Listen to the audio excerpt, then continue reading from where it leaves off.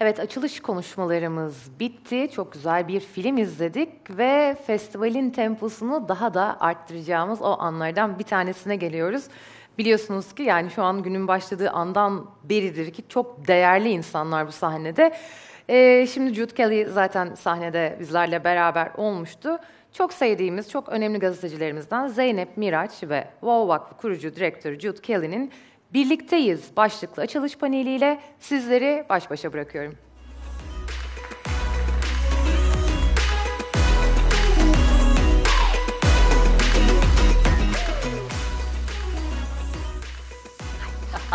Okay, thanks.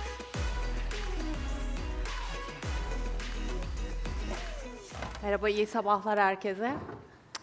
Welcome to Istanbul. Thank you. It's very nice to have you here. I feel very lucky, and I really feel that we are together. We are together, yes, and I particularly feel that since I landed at 12:30 last night.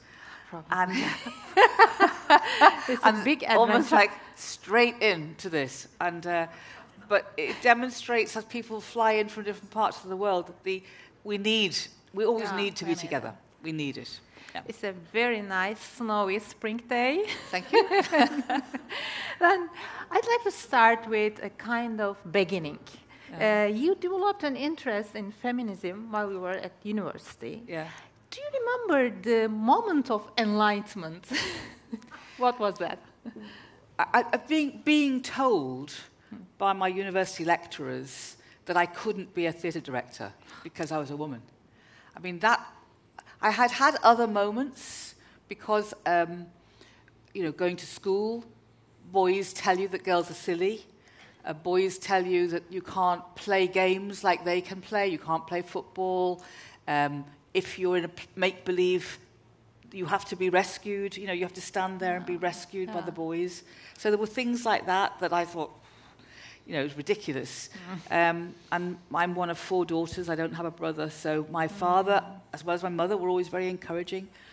But I think the realization that the world could stop you having your dreams came at university when I said I want to be a theatre director. That's why I went to university, because I wanted to be a theatre director. And they said, well, there aren't any women theatre directors.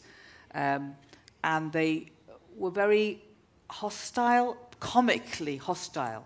When people make jokes and they just want to undermine you. And so when they said, there aren't any women directors, they said there's one that's committed suicide recently, there's one who's retired, and otherwise, are you a lesbian? Very homophobic and very full of sort of comic hostility. So I said I'm not coming to any more lectures at the university. I was doing drama. I'm going to start my own women's theatre group in the university. And I will be doing this in parallel to what you do. They didn't stop me. And then at the end of the year, they said, we knew that if we gave you a challenge, you would do something good. Oh, okay. So I also saw the hypocrisy. So that's that's what made me start thinking, I want to do 2 things in my life. I want to make the imagination belong to everybody. It is our right, it's a human right to have imagination, and it's a human right to have the arts, and I didn't want the arts ever to be used as a weapon to make people feel inferior. And it often is used as a weapon in that way.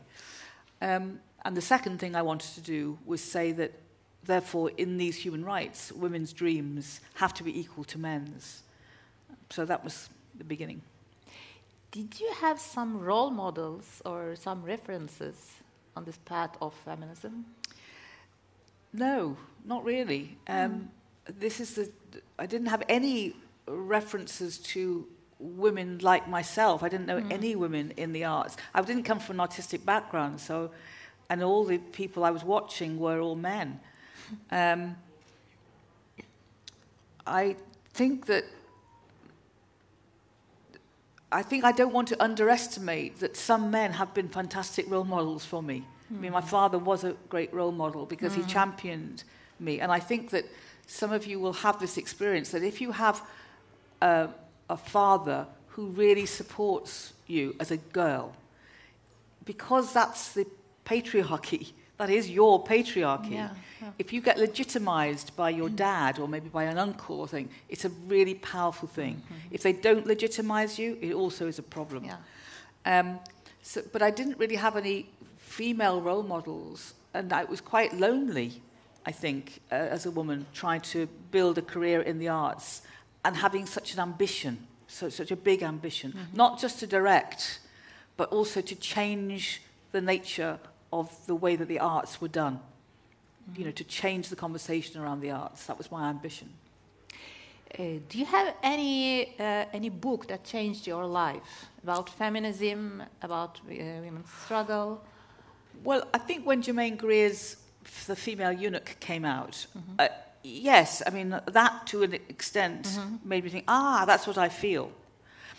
A great book that educated me was a book by an Australian woman called Dale Spender, which is called Man-Made Language, which was, it's in English, but so the words she's exploring are English, but I'm sure it would be the same in Turkish, that the language is so constructed around male theology, male philosophy, male attitude, and you inherit it. It goes inside your breath, actually, and she unpicks all the language that is derogatory, that is insulting, that is demeaning, that's humiliating, that debases, that brings you smaller.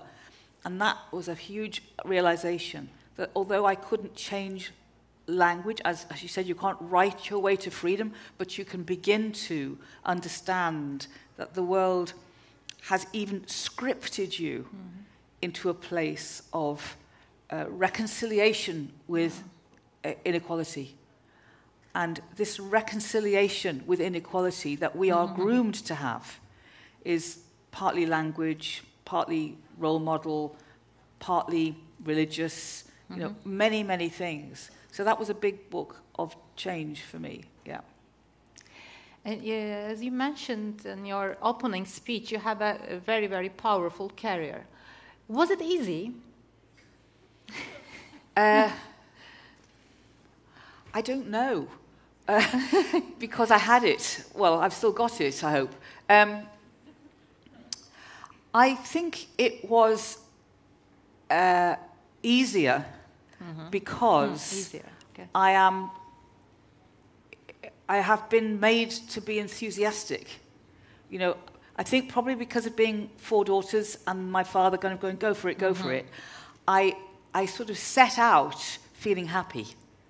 You know, I set out feeling I had dreams, and I set out thinking, oh, dreams are exciting.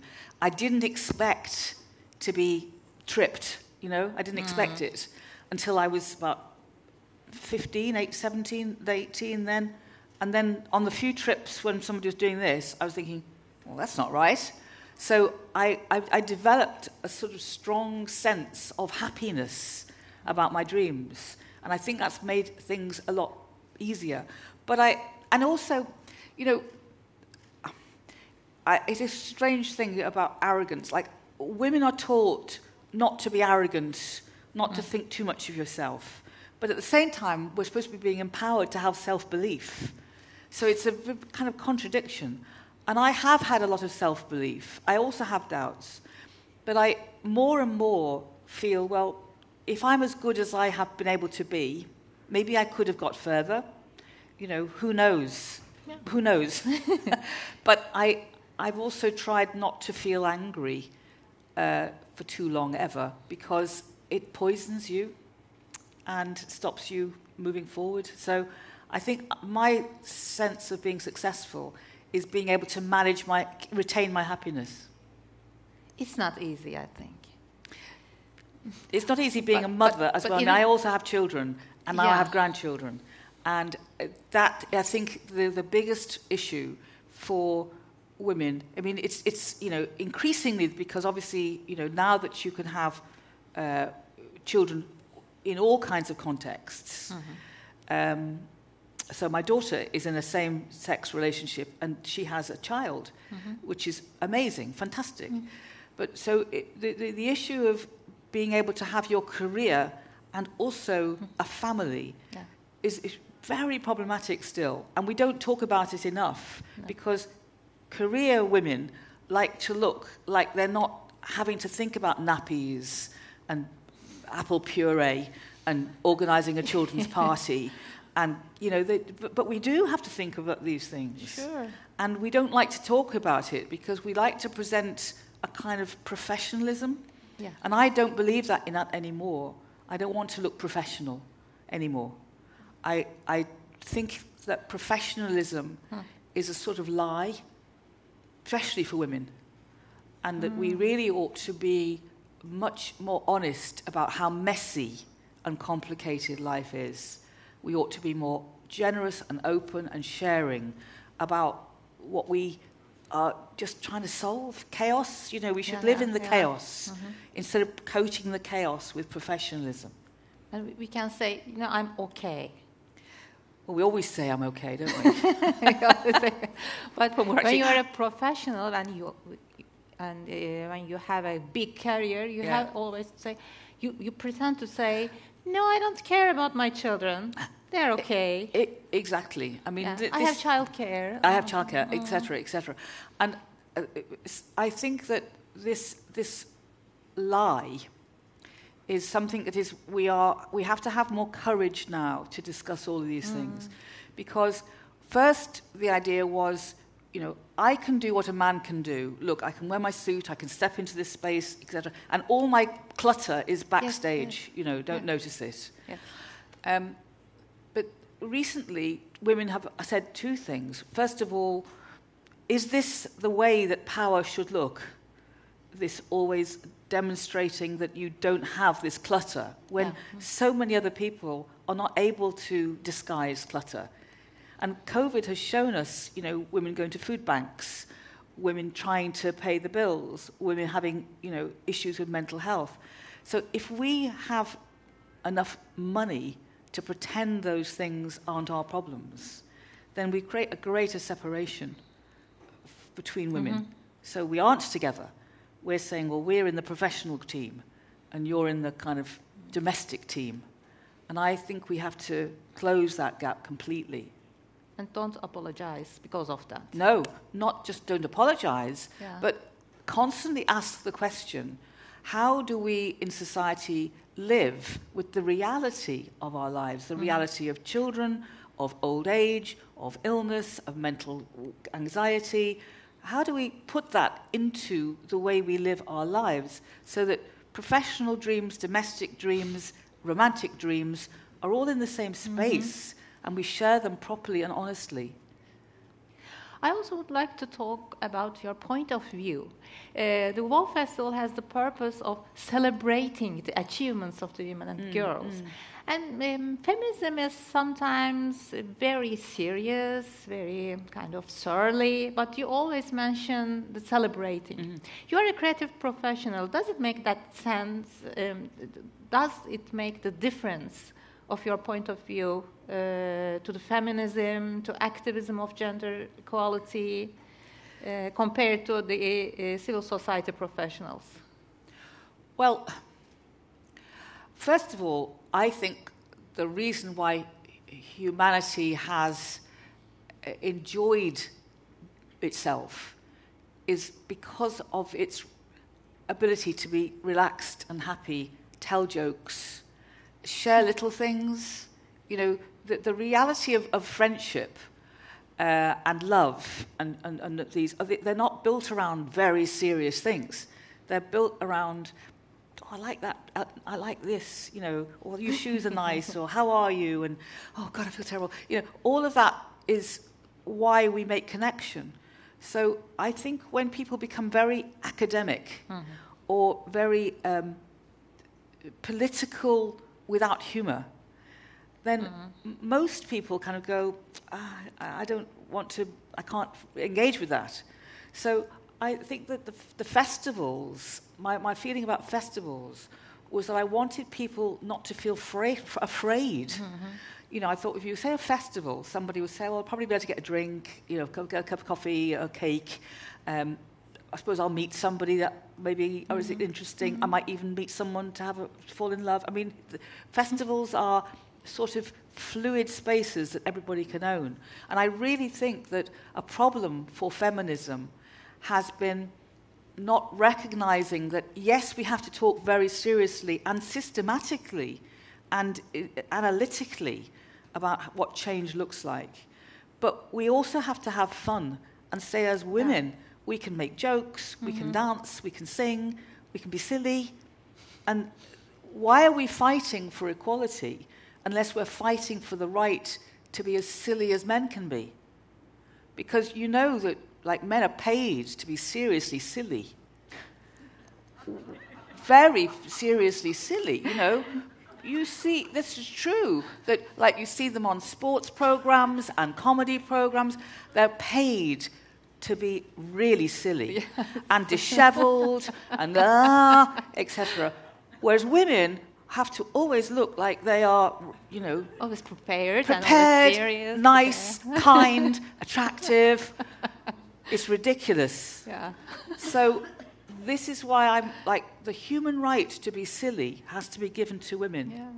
And it's a real human right.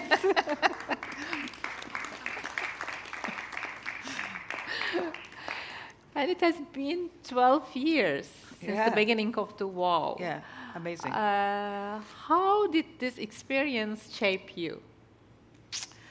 Well, I've learned a lot about what I've learned a lot about what I am and also what I'm not.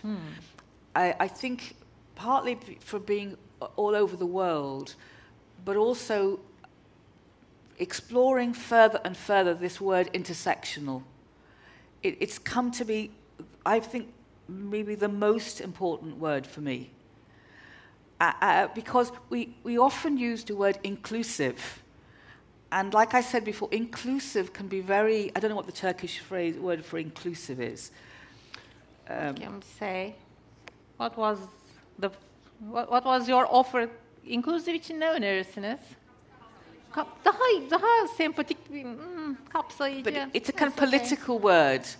And I often think it means, well, I'm here, and I'll ask you and you and you and you, but like you're the middle, and then everybody else can come in if you remember them. But it's like what, you know, she was saying, what's normal? So I think that when I began, I thought, well, I was normal, and it's exciting if everybody else could understand my feelings. And now I think I am one example of many, many, many examples of the experiences of women and non-binary people. And that the idea of gender is changing in a very interesting ways. In 100 years, I won't know, you know, what it will be like.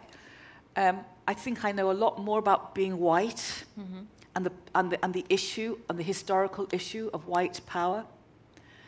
And therefore, as a white woman, I am trying to unlearn histories that I was told about my place, because I don't want to be a white version of male power. And so the WOW has taught me the thing I always said, listen to stories and it will change you. So this has changed me. I listen to stories and I understand much, much, much more than I used to. And I feel more part of everybody else's struggle. And I also think that's made me be able to be more honest about recognizing this thing of professional versus just being me. You know, Jude Kelly now, just as a person, I'm just still traveling for the same girl when I was 4. Here I am now, I'm 67. But it makes you more water-like instead of hard. Flexible, yeah. More flexible, more emotional as well. Yes. How has the purpose of the festival changed or transformed regarding this experience? No, I think not. I think the purpose of the festival was to give all of us a kind of happy courage. Happy courage, nice.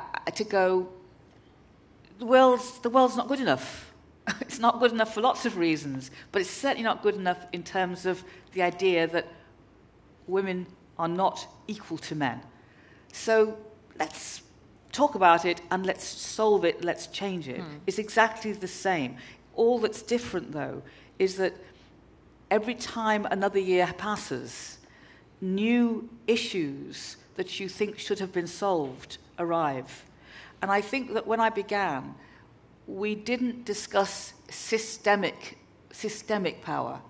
You know, it was much more about, male violence, equal pay, childcare. It was like lots of these things, which we just thought if you could stop that, and you could stop that, you could stop that, solved. But that's not true. Because when you see this conviction that women are not equal, then it will turn up on social media. It will turn up all the time in different new ways.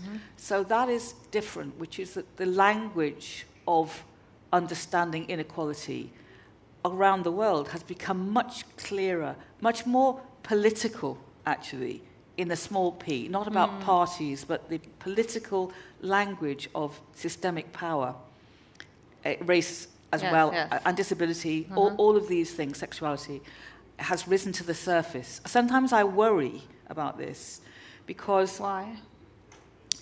Because I always wanted WOW to be a place of absolute welcome, with no idea of, like, you didn't have to have a particular language, you didn't have to understand anything particular. And as the last 12 years, not just of WOW, but across the world, conversations around feminism, but also around racism, around sexuality, LGBTQ+, around lots of things. The language has advanced as people understand things more. But it means that people who haven't examined it because they haven't had the time or the education or just, they sometimes feel like they can't step into the space because it's become, again, very language heavy. And I worry about that because I want to keep on saying, you don't have to know the language, you don't have to understand, you just come in. You said in one of your interviews that the gender equality debate is complex and most people don't want complexity. Yes, it's true. Yeah. And sometimes you criticize because of some speeches in WOW Festival.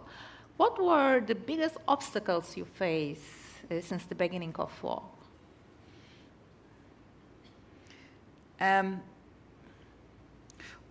Well, I think one obstacle that we all still face together is to do with class. We might come together as women from different backgrounds, different cultural backgrounds, but getting people together from very different educational and social backgrounds is a real challenge, and we can't pretend it isn't, because society has put people in places of economic and educational power. And I still think this is our major challenge, to have conversations. I mean, you spoke about solidarity as the most important thing, and I believe that's true. But it's very hard to have solidarity with, your cleaner who's got 3 jobs. I'm not saying you all have cleaners, but you understand what I mean, that it is really hard to have solidarity across vast economic difference. So I think that is one of the big challenges, because, and the other big challenge is that, we have to exist in the world that we're in and imagine a world that we've never seen and try to do that and this at the same time, which means that in order to have any peace in our lives with our partners, our dads, our loved ones, our colleagues, we kind of have to keep things going reasonably okay in this world, even though every day it's full of compromises, whilst we're fashioning another world. So I feel I feel anyway that we're still not being honest about how complicit we are about maintaining the status quo. I think we do really maintain the status quo in our lives, but we're too guilty to tell people. And then we speak of change very urgently, and then, go home and do the cooking, if you see what I mean, or a version of that. So I think that's a problem, because people on the outside looking at it, I don't just mean men, but people who are not convinced go, you all look fine, and you're doing lots of talking, and we're not fine. So how, so I think that's why there's also this sort of hostility. Absolutely, yeah. And obviously, we have not yet been able to create a conversation where men are as excited as we are about a different world. But they could be. I mean, in South Africa, eventually, the South African white population, not all, but many, many, many, said we want a different world. Not because we feel sorry for black people, but because we are unhappy at this corrupt power. It's not what we want. And I want to feel that men will enjoy this changed space, but I don't think we're having enough conversations yet. I saw some gentlemen in here. There are some men, yeah, which is great. Bir el kaldırabilir misiniz beyler? Okay, Yeah. not bad. Okay. No, I mean, and it's great because I believe that, when men come, it's not because they're just like supporting their partner. They need to come because they want to be there for their own sake. And I think maybe sometimes men feel frightened to come to WOW. In case they're not wanted or not needed, or and that's not true. That was also one of my questions. Some tough feminists don't want them to participate. Women's struggle. Yeah. And for example, Women's Day march or something. What's your approach? Well, you can see my approach. I mean, I say that if you identify as a woman, or a woman, you come. It's for you. If you know a woman, then you come, because everybody does know a woman. But I understand that people need to have some places where they can go, let me just try to understand something with somebody without being kind of interrupted or argued with. Just why can help me understand something. And these safe spaces for different people are important. But I think the most important thing is to have everybody there all the time. But sometimes they are not welcome. That's a reality in some places. Well, there's a woman who died recently called Bell Hooks. I don't know if you know who Bell Hooks. Yeah, some of you do. She was a black American feminist, and she wrote a lot about using love to change the way you think about your struggle. And I think this is, for me, the most fundamental thing. I don't have a religious faith, but I do believe that there is something incredibly powerful about love in the universe. I look at the way that we are thinking about climate, and we're not really just thinking about climate, we're really thinking about the planet. And increasingly, we are saying, we must love our planet. This is our planet. Our planet is trying to tell us to love it. And I think that if we are wanting the world to be equal, it must be because we love humans. So we can't not love difficult humans. We have to love difficult humans as well as nice ones. And I don't feel like you can point to any man and say, it's your fault. Because it isn't anybody's fault now. It's power structures created thousands of years ago. Of course you want somebody to recognize that and start changing. No. But sometimes that's really, really hard for people. It frightens them, and they get very angry. I see all of this. But I just think that we have to go deeper inside the idea of love, rather than the same weapon that's been used against us. But the movements like Me Too or Time's Up, they bring the anger to the surface. Yes, and rightly. Sometimes, and very rightly, I think Me Too was fantastic, as is Black Lives Matter. Yeah. Time's Up. I mean, when you say, sorry, that's the wrong world. This no longer, no more. And that anger is very, very required. Yeah. But you then have to apply it to communicating into society, not just like on one person. Yeah. It's, you know, Accusing and then cursing. yeah. I mean, look. Sometimes people just have to have their anger, and they need that anger, and people do get hurt, and it's sometimes that moment in history. There's nothing you can do about it. If you haven't been able to breathe, and suddenly you breathe out, then you can go wild for a bit. And sometimes that just has to happen. But I'm saying as a long-term idea is we need to find a way of carrying on talking and being with each other. And you are always emphasizing that WoW is not an elite event for successful people. And we know that some events easily turns out to be a PR campaign of uber successful people. Okay, what is your definition of success? I think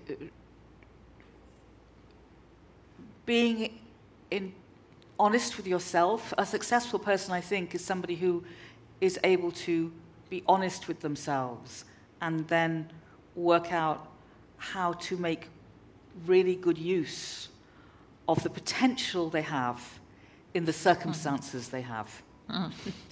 And so I see a lot of people who I admire enormously, and they appear in WoW stories, WoW conversations, etc. They have no status, they haven't got awards, they haven't got a big salary, but their story is very, very inspiring often because they are able to do what they need to do or say what they need to say in their circumstances. I mean, the thing is that we know that in society, I mean, look at Abramovich, just to think about that for a minute. We in Britain, we adored him because he was so rich. I mean, why is that suitable for adoration? But we do give people who are rich and who are celebrities very high status, no matter what else is going on in their lives. And this, again, if women's thinking mirrors that, that is exactly the thinking that has put us at the bottom. Because it says, we want some people at the top. We want them to be leaders, we want them to be strong, we want them to be famous, we want them to be impressive. So when women conferences do the same, then we are just emulating that. Whereas we need to, again, like take the slogan, we need to say, we're together. So, you have a career, a very important career in one context, but you might be suffering from domestic violence in another context. You might be having a nervous breakdown. Your sister might be a drug addict. All of these things are what makes us be a person. And I don't like any longer the feeling of we'll just show you that bit. I mean, of course, I'm not saying that you can't have conferences on, professional activities, because that's something which is about, being a better marketeer or being a better ballet dancer. I'm not saying every single event you have to show everything. But if you're doing a festival about women, then I think you have to be much more honest. Do you prefer achievement rather than success as a word? Humor. The achievement. Achievement, rather than success. Yes, I think that's probably your own personal achievement. I mean, I think, I have 2 children and 2 grandchildren. And I haven't had the experience, say, of bringing up a child with cystic fibrosis you know, where every day you are hitting them on the back, you're trying to make them cough, you're trying to keep them alive, you know, into longer age. I'm not a woman with cystic fibrosis. So if you take those two things, like the achievement of both of those, the parent trying to keep the child going, and then the child trying to maintain their life full potential, huge achievements that I have never had to do, but often not really given much, you know, success rates by society. So I think that we need to think about, yes, personal potential and achievement, not just success. It's very easy to be successful if nothing else is going wrong. You've already got some money, you're white, you're educated, you know, I mean, that's not difficult, is it? That's not as difficult as it is for other people to be successful with more obstacles. So the way we measure success is it's like giving people all the advantage, like putting them in the race right at the front, and then they win. You go, oh my God, you won. You say, well, yes, you gave them all the equipment to win to begin with. So I want, again, this is about honesty. What do you think about feminism? What was the phrase? Feminism washing. Feminism washing. Yeah. Yeah. Well, I mean, that's, you know, a lot of people do that, don't they? Well, just from the T-shirts, you know, this is what a feminist looks like. You say, well, how much thinking have you done about that? So, for example, in companies, they do a lot of women's networks. But if you really examine their policy about real flexible working, issues around childcare, maternity leave, career development, they're often not the same. You know, they say they have a women's network for women's empowerment, but they don't really have the fundamentals in place to make that empowerment possible. So I think there's a lot of pretend feminism. I mean, you know, girl bands, hooray! But the music industry still being completely dominated by male ideas about female beauty, female sexuality, and just the gender pay gap is still so huge. It's huge. Is it dangerous? Which? For the feminism washing, for the struggle of the women, or is it okay for you? What, is it better than nothing, you mean? Okay. Yeah, it's better than nothing, because it creates a sort of sense of, well, yeah, we've all got to agree that this is okay. You know, so I think that's a step. I would say it's better to wear a T-shirt saying I'm a feminist than to wear a T-shirt saying I hate feminists. If you see what I mean.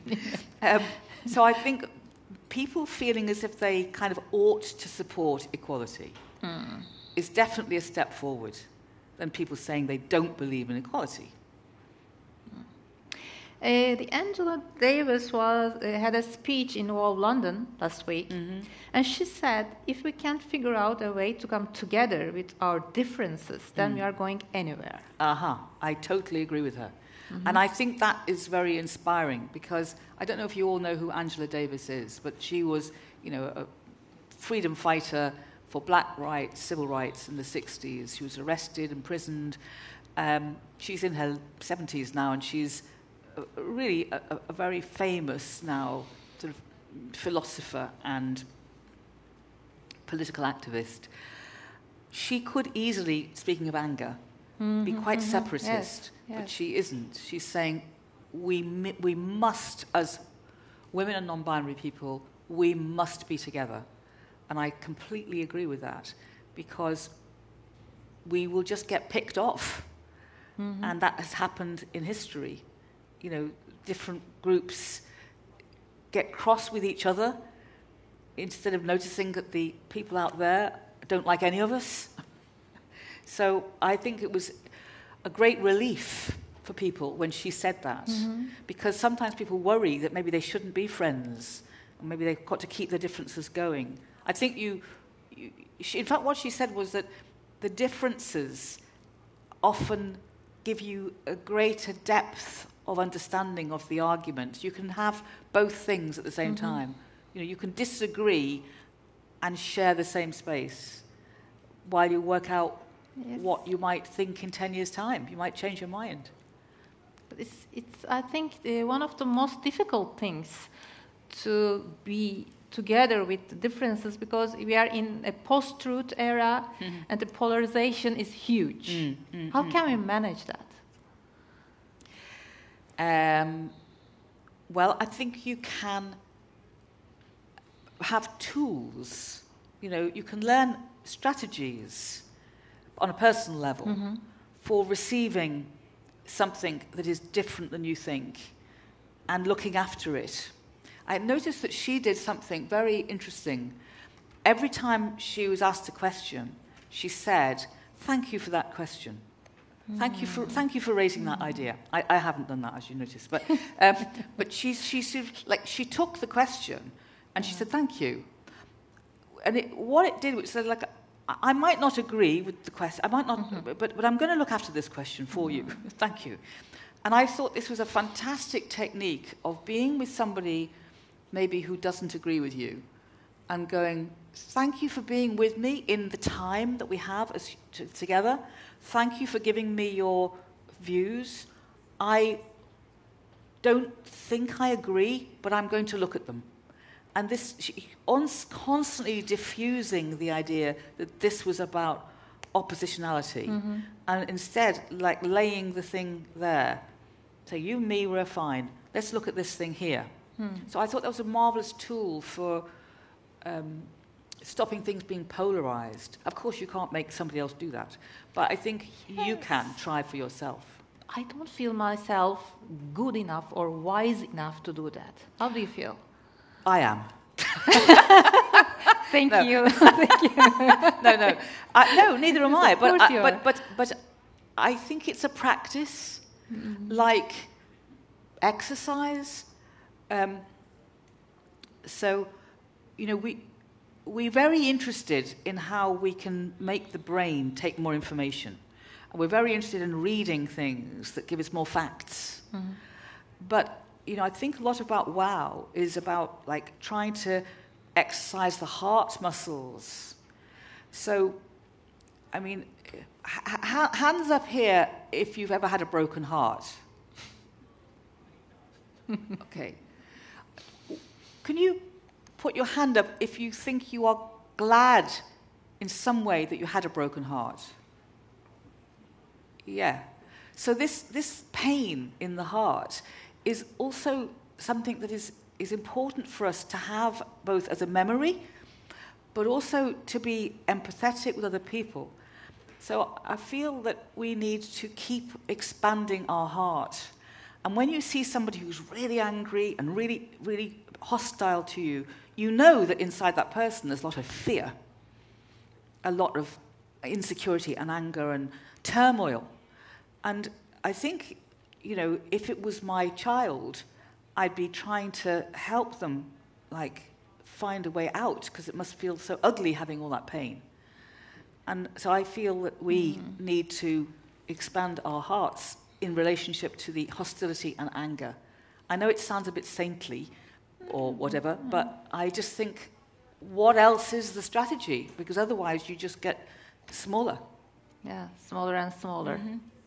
Do we have any questions from the audience? Maybe someone want to ask something? Yeah, I have a question. Yeah, please. First of all, I love what you said, and I think it's totally valid. But talking about in Turkey, I'm American, but I work here and I've lived here for a long time. There's a kind of cultural thing where women don't really support each other. Let's be honest about that. It's true in America too, but I see it more often in Turkey. Women are jealous of each other. I think WOW is an amazing forum, and I think that this subject should come up. And I think journalists don't write about it. I think people are afraid of it. I totally agree with you when you say people are scared. When you see someone angry with you, it's because they feel threatened by your presence.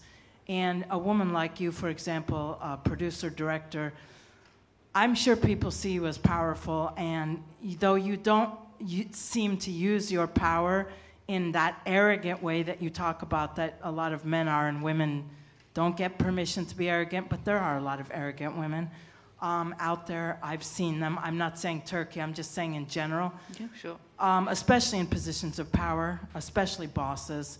And I'd like to know how you can answer to that, and what is there any solution to that, and how do you get that conversation going? Because in this city, when you have the rich women, and they don't, and even the rich American women married to rich Turkish men, do not go to the other side. They don't want to hear. I'm a journalist and I also teach, and so I am listening to the other side, and I am with the people, and it's fascinating, and I also speak Turkish and read it and translate it, so that's a whole nother thing, but so many women here who are foreign don't, and they don't want to. I think this needs to be answered. Well, obviously I don't live in Turkey, so, but but what you're saying, I recognize across the world, and I recognize it as very strongly in the UK.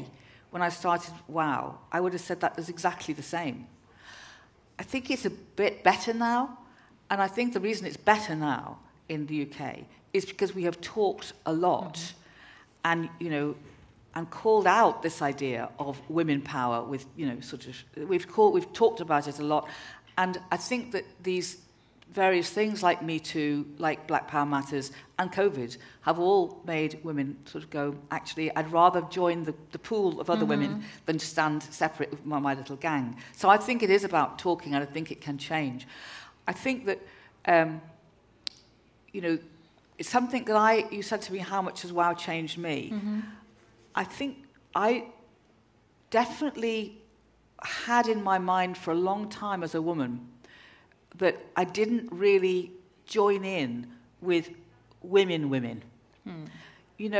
That kind of idea that I didn't do small talk, I didn't want to talk about manicures, I didn't want to talk about makeup, even though I wore makeup, have manicures, and like clothes. I sort of took on this idea that women were sort of insignificant, irrelevant sometimes. I wanted to really be part of the power space. But I didn't know that's what I was doing. I didn't, but I now see that. And I think that when women are taught that the only legitimacy is if they stand in the power space, of course, many will just go there because that's what they need to feel. And then there's another ingredient, isn't there, which is the scarcity idea, i.e. the pizza's only this big, and, women have got that slice. And we've all got to stand in that space, and we have to elbow each other out because we've only got that one slice to stand in. Whereas, obviously with WOW, we're trying to make the pizza really huge. It's massive pizza that everybody can have a slice of. So I think it's about trying to get the women who act in this way to understand that they are undermining their daughter's potential, their granddaughter's potential, and finally their own potential, actually. I think. Yes, the WOW festivals are held in many countries, and they have different political climate, different social climate. How does it differ? How does that affect WOW festival? Well, yes. I mean, it's interesting, like doing WOW in China, or even doing WOW in Turkey. I mean, every place has their most touchy subjects. Or political frameworks that you can't offend. And we always do the think-ins that you know about, where people get together from all backgrounds. People bring with them their own codes. So, say in China, in theory, you are not allowed to discuss LGBTQ+. But of course, there is that community, of course. And people have their own language for referring to it. And so with WOW, we always say, well, you must do something which is culturally correct for your own organized space, but you need to also make sure that you're inclusive. So how will you do that? And that is their challenge. How will you be fully inclusive whilst not getting closed down? And people always find a way. because I suppose like the communities know that the problem as well. But I think, you know, one of the things that I worry about is when people, like, so I gave an example in Baltimore, when we did the first WOW in Baltimore, which is in America, obviously, the white women were really frightened. The white women who wanted to do it were really frightened to reach out to the black community. They didn't know how. They didn't have any friends. They didn't really know whether they would seem patronizing or whether they were right to do it or whatever. And we just said, you cannot have a WOW festival in Baltimore unless you have a mixed WOW festival. And I think this, you know, the same question lies in many places. Yeah. If you exclude a community because it's too inconvenient or politically a bit difficult, you just reinforce the idea that they are not wanted. And so I ask all WOW festivals to think about how they will make it possible for everyone to feel as if they are welcome and look after their own safety. And what do you think about the global sisterhood, the togetherness? Well, I think it can't be white. You know, that's one of the big questions that people have come up with over and over again, which is global sisterhood. There's every reason to have a global sisterhood, absolutely every reason, as Angela Davis was pointing out. We have so much in common all over the world because patriarchy has existed all over the world, and not one place doesn't have it. Even Sweden, the #1 gender equal place, still has gender violence. It still has lots of things to solve. So the global sisterhood is essential. But to be true, it requires the people who have the most power in the globe to examine carefully how they will rethink their power. And that's why I'm saying that the word intersectional becomes really critical. Not only to recognize intersectionality, but also to try to change where the power dynamics lie. So my role as a woman looking for equality for women, I have to include race, I have to include disability, I have to include LGBTQ, I have to include all those other things in my struggle, even if I don't have to struggle as hard. You know, as a white woman, I haven't got to struggle as hard as a black woman, but I have to have her struggle in my global feminism, otherwise it doesn't count. Do we have any other questions? We're coming to an end. Please. Mikrofon gelecek size. Merhaba, benim adım Işık Demirtaş, Gazhane Çevre Gönüllülerindenim. Bu festival fikri biraz önce konuşulduğu şekilde çok güzel gerçekten kaynaştırmak anlamında. En azından rahat ediyor insanlar. Bir arada eğlenirken, yiyip içerken kendilerini daha rahat hissediyorlar. Bu dünyanın her tarafında böyle. Bugün tabii iklim koşulları buna ne kadar izin verecek göreceğiz. Her şeye rağmen burada bir arada olmak çok güzel. Bunun ötesinde bunun kadınlarla ilgili sorunların sıralandı burada. Ben şimdi uzun uzun saymayayım. Sisteme dayalı bir şey oldu. Yani bunun sistemle alakalı bir şey olduğunu konuşmacımız ilk başında söylemişti, vurgulamıştı kendisi. Samimi olarak bir arayış içinde olunduğunu ben hissettim. Çünkü biz de burada Hasanpaşa yöresinde, Kadıköy'de, işte Türkiye'de başka bir alanda, başka bir şeylerin mücadelesini veren bir grup olarak çok iyi anlıyorum. Çünkü sadece kadın erkek eşitsizliği anlamında değil. Çok farklı alanlarda da eşitsizlikler var. Ve bunlar sistemle alakalı eşitsizlikler gerçekten. Çözüm önerisi ben de soracaktım ama o soru bize geldi. Yani hani dokulara inmemiz lazım, herkese dokunmamız lazım. İşte ırk dahil olmak üzere bunların hiçbirisini ayırt etmeden herkese dokunmamız lazım diye. Bu konuda herhalde burada bir think tank vardır. Mutlaka düşünülüyordur. Bir takım brainstormlar yapılıyordur. Acaba diyorum belediyeyi seçmelerinin nedeni de İstanbul Büyükşehir Belediyesi'ne ait bir kültürel, tarihi mekanı seçmelerinin de bunda bir rolü var mı? Yani bu bir yöntem olabilir mi? Yerellerle ilişki kurup oradan mahallelere daha kolay nüfuz edebilmeyi düşünüyorlar mı acaba? Dünya kadınları olarak. Thank you. Okay. Yeah. Shall I answer that? Yeah. I don't. The choice of the venue. Sorry, I mean Ezra can answer that, but I think it was really because it's such an exciting new space that opened up for the arts and creative community, and that was just a real pleasure to be able to use this venue. I don't think it had significance beyond that, but of course, you know, any city that has divides, a WOW would look to be a space that can bring those divides together, definitely. Was there another question? Maybe it is a way to reach the local people around to have the togetherness. Maybe is it a way to having the partner of the municipalities to reach local people? I think that it always helps to try to have a community building that people feel familiar with, that they can enjoy coming to. And so definitely being in a venue in a neighbourhood for WOW is always a huge advantage, because, yes, you try to make sure that that a WOW festival belongs in ordinary people's lives and isn't just an academic conference. Esa is there. She can also answer this question.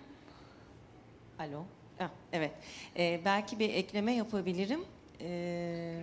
Biz WOW İstanbul'u bir ev sahipliği kapsamında gerçekleştirmek için mekanlara bakarken ve İstanbul Büyükşehir Belediyesi ile bu diyaloğu kurduğumuzda karşılıklı olarak ilk aklımıza gelen müze gazhane oldu.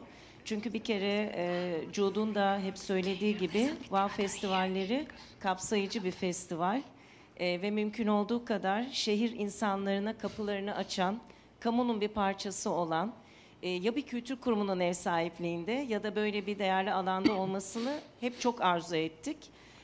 Hedefimiz British Council olarak da kültür ve sanat programlamasında sadece sanat izleyicileri ya da bilen sivil toplum izleyicileri değil, yaşamın içerisinde şehrin bir parçası olabilecek alanlarda da var olabilmek.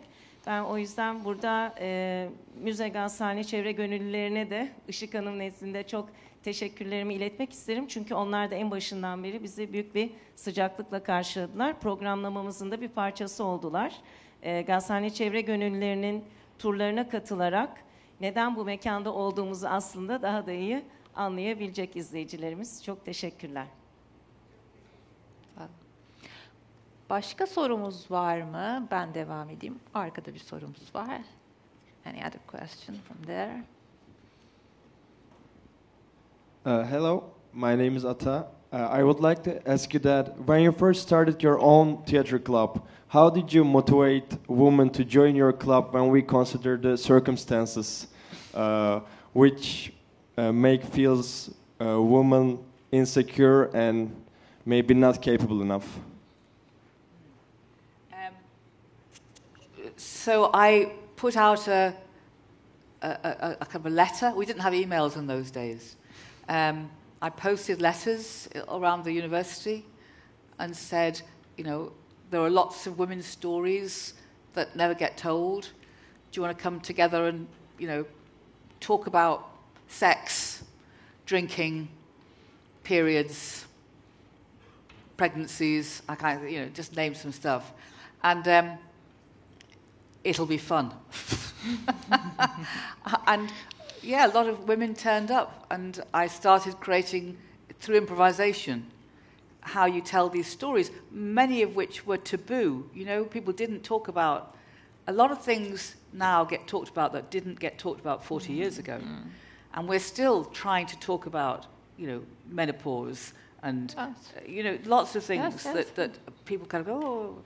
So I think, and then the confidence of the women realizing that their stories mattered became greater.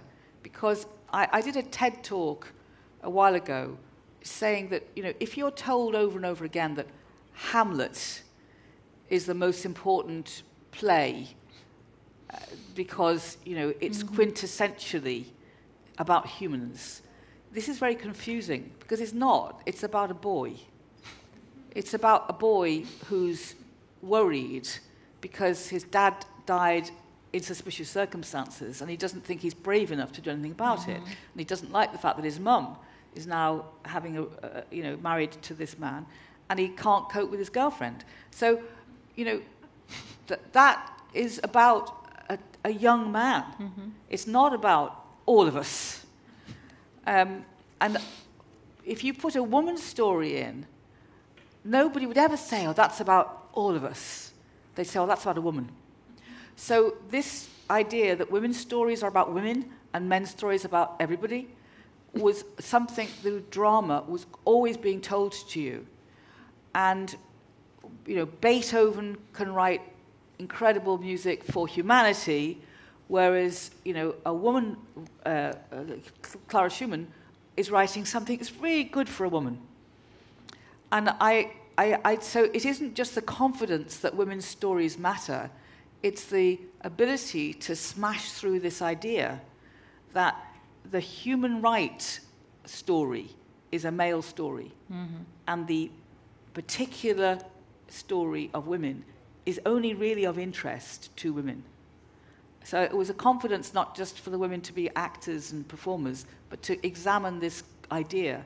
Because at university, I didn't read one play by a woman. I wasn't taught about one woman who was a director. And I still know universities still where the teachers will not be teaching women's writers, they won't be teaching women's poetry, they basically are teaching that men's creativity is more divine. And this is a fundamental problem as well. It's also about the language. Like you mentioned before, but Shakespeare is a writer and Mary Shelley is a female writer. Yes, exactly, yes. Even though Frankenstein is probably one of the most, and definitely one of the most significant statements of imagination. But yes, she's a female writer.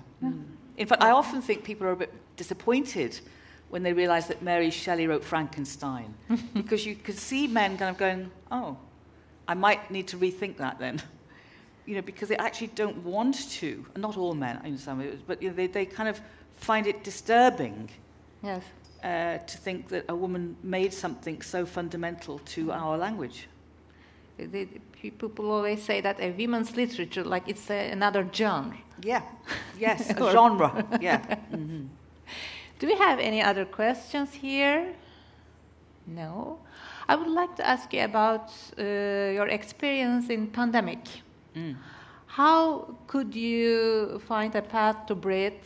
How was your pandemic years? Well, I mean, it falls into different categories. My pandemic year I was very aware that I had no financial problems myself personally, and that made me feel grateful and also sad because of the number of people who did have them. I enjoyed not being on a plane a lot, because I would travel a lot for WOW, and just for a while it was nice to sort of calm down. But I was very aware of the impact that COVID had on mental health. So not mine, but other people in my family had real problems. Just the anxiety in the air. So in terms of the family, it was an anxious time. So that made me worried. And then WOW, we just decided we would start being online straight away. So even though none of us had any experience at all, really, we just immediately went into a big online festival within 2 months. And that was fantastic. So it stopped us thinking about, you know, the world being in all these different chunks, and we suddenly did realize that the WOW movement could be a very big online celebration wherever you were geographically. And we'll never go back to not being online as well. Never? Never, no, because you realize that, you know, online just allows people to be part of a community wherever they are in the whole world. And since we have the ability to do it, why wouldn't we? And we will carry on being live because it's fantastic to be together in the flesh. But I think it's really, really critical that we enjoy the idea that we can all join in from wherever. So it was a revelation, that understanding that we had to get better at doing something. I mean, often they say if a war or a crisis jumps the imagination forward in some way. And I felt that the pandemic did that in a good way. But the things that were very clear politically were the violence against women escalating, women doing all the homeschooling, women trying to do their job and look after the family, whilst, again, it re-accentuated the expectation on women domestically to do everything. And I thought that was very, very sad. And the last question, solidarity, resistance, hope, change. These were the words of COVID pandemic. Yes. Do you want to offer new ones for future? New words? Yeah. Well, I've thrown love in quite a lot, haven't I? So we'll take that as a given. Listening. I think that we did something about leadership last weekend, and obviously, you know, I'm doing a lot of talking. You're asking me questions, and I'm talking a lot. But I often say to people that a really good leader is not really always about what they say. They haven't got to say that much. It's much more important what they hear. Listening and hearing and thinking and empathizing helps somebody else be strong. If somebody else thinks they've been heard, they've been respected, they recalibrate and they do better. And that is a way of being a good leader for somebody else's sake. And so I think I would say listening. Love and listening. Love and listening, yeah. Thank you for this conversation. Thank you for this WOW Festival. Okay, thank you. Jude Kelly. Thank you very much. Thank you.